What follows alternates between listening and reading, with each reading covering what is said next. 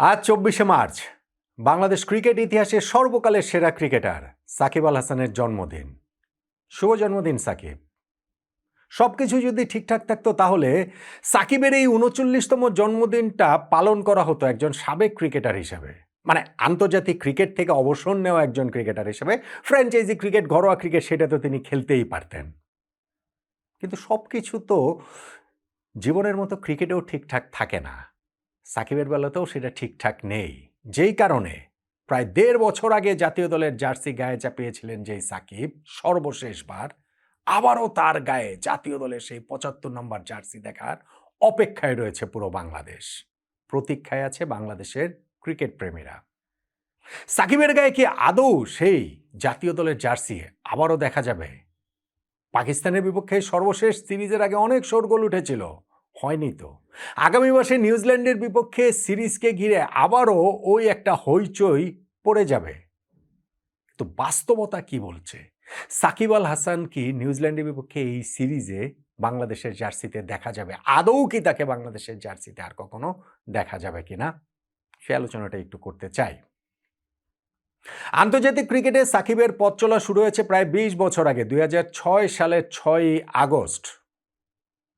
বাংলাদেশের হয়ে test, one day, টি-20 3 ফরম্যাটে ৪৪৭টা ম্যাচ সাকিব খেলেছেন। ১৪,৭৩০ রান তিনি করেছেন, ৭১২টা উইকেট তিনি নিয়েছেন। এই স্ট্যাটগুলোই বলে দেয় যে বাংলাদেশের ক্রিকেট ইতিহাসে সর্বকালের সেরা ক্রিকেটার তিনি। তার ধারে কাছেও অন্য কারো পরিসংখ্যান নেই। আর স্ট্যাট যেটা বলছে না, সেইখানটা তো সাকিব অনেকের চেয়ে, সবার চেয়েই বাংলাদেশের এগিয়ে। একটা জেনারেশনকে তিনি ইন্সপায়ার করেছেন। আরও অনেকেরই এই জায়গায় অবদান রয়েছে, কিন্তু সাকিবের মতো করে কেউ নয়। মাঠের ক্রিকেটটা তিনি যেভাবে খেলেছেন, সর্বকালের সেরা ক্রিকেটারের সেই অনুসারী হয়ে কত কত হাজার হাজার লাখ লাখ শিশু কিশোর ক্রিকেটার হতে চেয়েছেন। সেই সাকিবের শেষটা কি বিষাদ রাঙানো এখনো পর্যন্ত। বাংলাদেশের সর্বকালের সেরা ক্রিকেটার, তার শেষটা আমরা দেখতে পাবো কিনা তার কোনো নিশ্চয়তা নেই। বাংলাদেশের হয়ে সর্বশেষ ম্যাচ খেলেছেন তিনি ২০২৪ সালের ১ অক্টোবর মাঠে নেমেছিলেন ভারতের বিপক্ষে সেই কানপুর টেস্টের লাস্টে। এরপরে ১.৫ বছর কেটে গেছে। বাংলাদেশের হয়ে সাকিবের আর খেলা হয়নি, অথচ তিনি তো ইচ্ছা প্রকাশ করেছিলেন বাংলাদেশের হয়ে শেষ টেস্টটা দেশের মাটিতে এসে খেলে অবসরটা নেবেন। সাউথ আফ্রিকার বিপক্ষে সেই টেস্টের জন্য তার নামও স্কোয়াডে ঘোষণা করা হয়েছিল। পরিবার থাকে যে যুক্তরাষ্ট্রে, সেইখান থেকে বিদায় নিয়ে তিনি দুবাই পর্যন্ত চলে এসেছিলেন সরকারের গ্রিন সিগন্যাল নিয়ে। কিন্তু দুবাই আসতে আসতে সেটা আবার রেড সিগন্যাল হয়ে যায়, ফলে বাংলাদেশে সাকিবের আর ফেরা হয়নি। এর আগে ওয়ানডে ফরম্যাটে তিনি লাস্ট ম্যাচ খেলেছেন প্রায় ২.৫ বছর আগে, ২০২৩ বিশ্বকাপে শ্রীলঙ্কার বিপক্ষে টাইমড আউটের সেই মহা আলোচিত ম্যাচটি। টি-20 ম্যাচ খেলেছেন সেটাও প্রায় ২ বছর আগে, ২০২৪ টি-20 বিশ্বকাপে আফগানিস্তানের বিপক্ষে ম্যাচটি। যখন সাকিব ওই ঘোষণা দিলেন দেশের মাটিতে এসে সর্বশেষ টেস্টটা খেলতে চান, খেলে টেস্ট থেকে অবসর নিতে চান, তখনই কিন্তু তিনি বলেছিলেন যে টি-20 ফরম্যাটে লাস্ট ম্যাচ তার খেলা হয়ে গেছে। ওয়ানডেটা স্পেসিফিক্যালি বলেননি, কিন্তু এই ২০২৫ সালের চ্যাম্পিয়ন্স ট্রফিটাই যে তার শেষ চিহ্নটা এঁকে দেবে আন্তর্জাতিক ক্রিকেটে, এটা মোটামুটি ওপেন সিক্রেট ছিল। অর্থাৎ সব কিছু যদি ঠিকঠাক থাকতো তাহলে এতদিনে সাকিব একজন সাবেক আন্তর্জাতিক ক্রিকেটার হয়ে যেতেন বাংলাদেশের ক্রিকেট ইতিহাসে। সেটা হয়নি, কেননা সাকিব ওইখানটাতে অবসর নিতে পারেননি, দেশে আসতে পারেননি। এখন কি তিনি আসতে পারবেন কিনা তাকে নিয়ে অনেক আলোচনার জায়গাগুলো তো তৈরি হয়েছে। আজকে যেমন সাকিবের এই জন্মদিন পালন হয়েছে লন্ডনে, সেইখানে বিসিবি পরিচালক আসিফ আকবর কেক খাইয়ে দিচ্ছেন। ওইটা দেখে সাকিব প্রেমীদের মনে অনেক বেশি একটা আশার আলো তৈরি হয়েছে যে না, সাকিব তো তাহলে বাংলাদেশে আসছেন।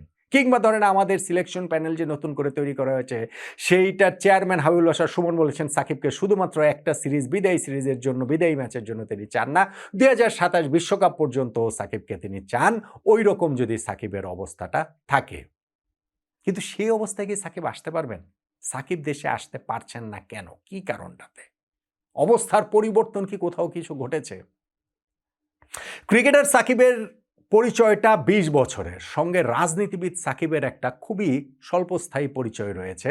জাতীয় সংসদ সদস্য তিনি হয়েছিলেন মাস ৬ জন্য, কিন্তু এরপরে ২০২৪ সালে সেই ৫ই আগস্ট ঘটে যায় যখন তিনি দেশের বাইরে ছিলেন। এরপরেও কিন্তু সাকিব বাংলাদেশের জার্সিতে খেলেছেন, পাকিস্তানে টেস্ট খেলেছেন, ভারতে টেস্ট খেলেছেন, কিন্তু যখনই তিনি ওই যে বাংলাদেশে ফেরার কথা বললেন টেস্ট খেলার এবং টেস্ট বিদায় নেওয়ার, এবং ওই কেন্দ্র করে যা যা ঘটনা প্রবাহ ঘটেছে, তারপর আর বাংলাদেশের জার্সি সাকিবের গায়ে চড়ানো হয়নি, হয়ে ওঠেনি। আমরা সিরিজের পর সিরিজ দেখেছি যে সাকিবকে নিয়ে সবাই ভালো ভালো কথা বলেছেন, বড় বড় কথা বলেছেন, জনতুষ্টির কথা বলেছেন, সাকিব আল হাসানকে চাই, বাংলাদেশ ক্রিকেটে প্রয়োজন, সাকিব খেলবেন, এই কথা আমরা কার মুখে শুনিনি?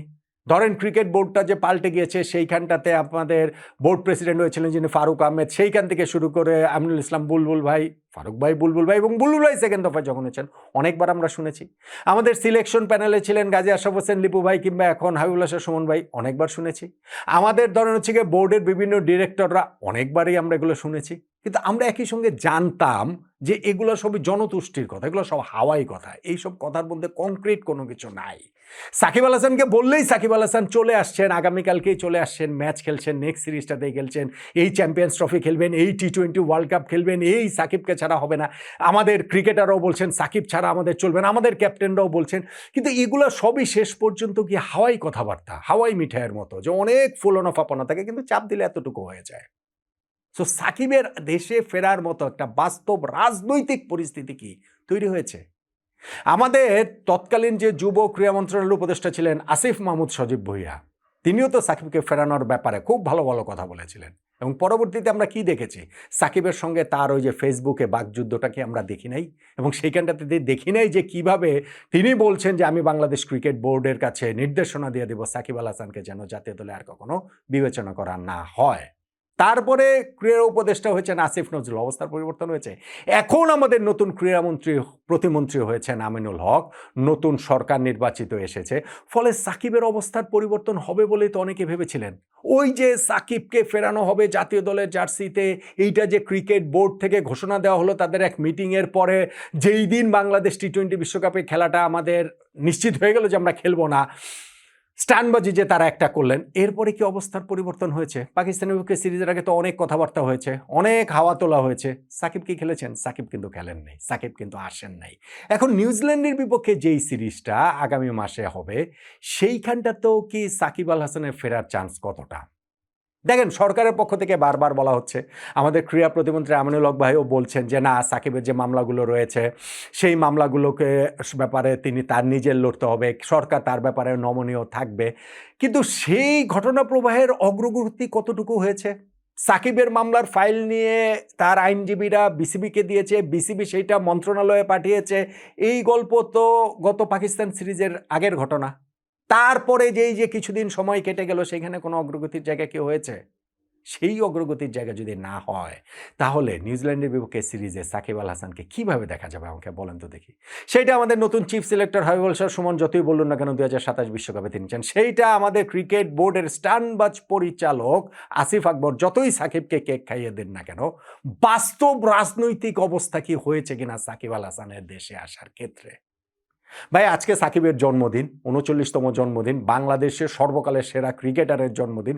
আমি আজকে বাংলাদেশের ক্রিকেট প্রেমীদের মন খারাপ করতে চাই না, এবং আমি এটা আগেও বলেছি, এখনও বলছি, আমি চাই সাকিব আল হাসান বাংলাদেশে আসুক, আমি চাই সাকিব আল হাসান বাংলাদেশের জার্সিতে আবার গায়ে চড়ে আবার তিনি খেলুক।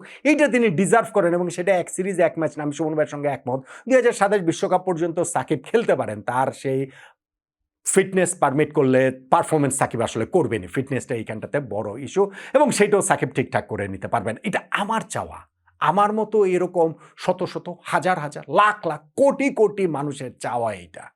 কিন্তু বাস্তব রাজনৈতিক পরিস্থিতি কি বলছে? সাকিব আল হাসানের সেই মামলাগুলোর কি অবস্থা, তার সেই হত্যা মামলার কি অবস্থা, তার সেই শেয়ার বাজার কেলেঙ্কারি মামলার কি অবস্থা, তার সেই কাকড়া ফার্মের মামলার কি অবস্থা, তার সেই দুদকের মামলার কি অবস্থা, তার সেই মানি লন্ডারিং মামলাগুলোর কি অবস্থা? এগুলো সবকিছু বিবেচনায় না নিয়ে সবাই শুধুমাত্র ভালো ভালো কথাগুলো বলবেন এবং একটা হাওয়া তৈরি করবেন, একটা বাবল তৈরি করবেন যে সাকিব আসছেন আসছেন আসছেন আসছেন, তারপরে গিয়ে বাবল বার্স্ট হয়ে যাবে। অনেকবার তো হলো, অনেকবার কি এখন পর্যন্ত সেটা হয়েছে না? সো আমার চাওয়ার জায়গাটা খুব ক্লিয়ার।